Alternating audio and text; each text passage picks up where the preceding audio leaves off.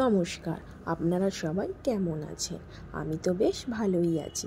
আজ আমি বানাবো মেথি শাকের চচ্চড়ি। জানো, আগে আমি মেথি শাক একদমই খেতাম না। আমার মেথি শাক এত তেতো লাগতো, তোমাদের কি বলবো। কিন্তু আমি যখন জানতে পারলাম মেথি শাকে এরকমভাবে বানালে একদম তেতো লাগবে না, আমি তাড়াতাড়ি এই রেসিপিটা একবার চেষ্টা করলাম। তাহলে দেখে নাও কীরকমভাবে আমি করেছি।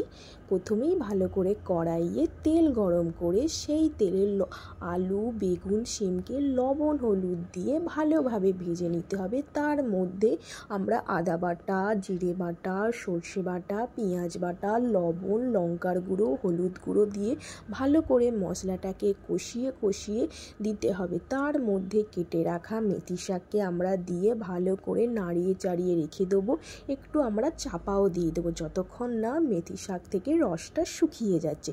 যখন দেখবে মেথি শাক থেকে রসটা শুকিয়ে গেছে, তখন মেথি শাকে সামান্য জল দেবে। বেশি জল দিলে শাক কিন্তু আর থাকবে না, ঘন্ট হয়ে যাবে।